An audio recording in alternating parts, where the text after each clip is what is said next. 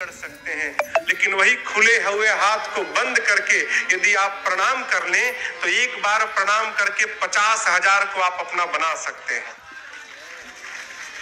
इतनी ताकत है।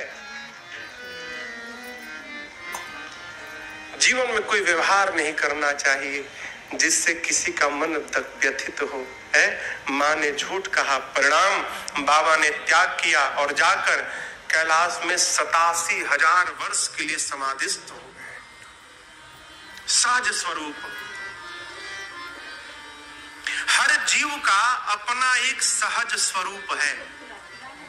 राजन का है, आप सबका है, आप लोगों का भी है। अब कहोगे महाराज पता कैसे चलेगा? पता एकांत में हम जो रहते हैं वो हमारा सहज स्वरूप है।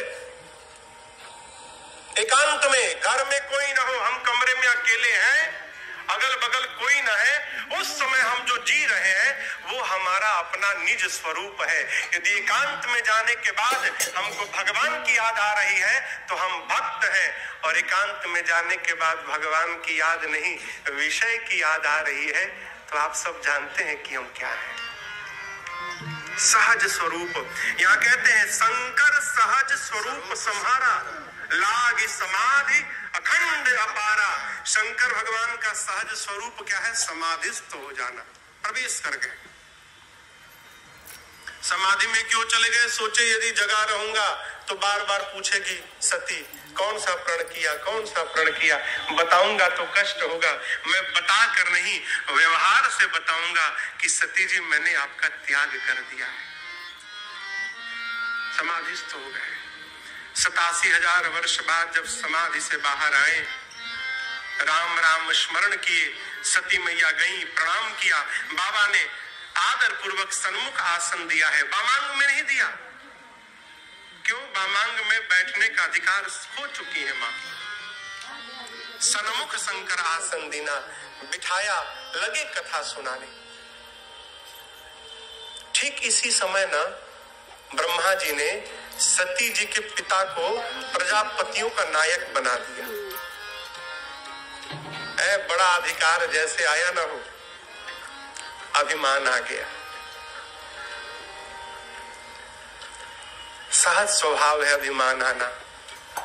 अभिमान किसको नहीं आता है? जो ये मानता है कि मैं नहीं कर रहा हूं, ये राघव जी मेरे से करा रहे हैं, ऐसा जो मान के चलेगा उसको कभी अभिमान नहीं आएगा। सर्वकाल मैंने नहीं किया, भगवान ने किया। अभिमान आया किसको? दक्ष को। बड़ा अधिकार दक्ष जब पावा, और अभिमान अधिक तब आवा। परिणाम इतना बड़ा भागा है दक्ष, अपने दामाद को ही शत्रु मानता था, शंकर भगवान को।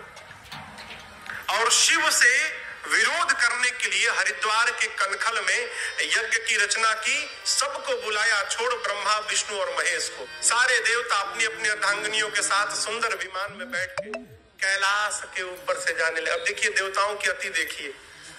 अरे जाना था तो बाईपास पकड़ के चले जाते, कैलाश के ऊपर से क्यों जाना? ये वो जा नहीं रहे थे, शंकर जी को बता रहे थे कि देखिए आपके ससुर जी के प्रोग्राम में हम जा रहे हैं, आपको नहीं बुलाया गया।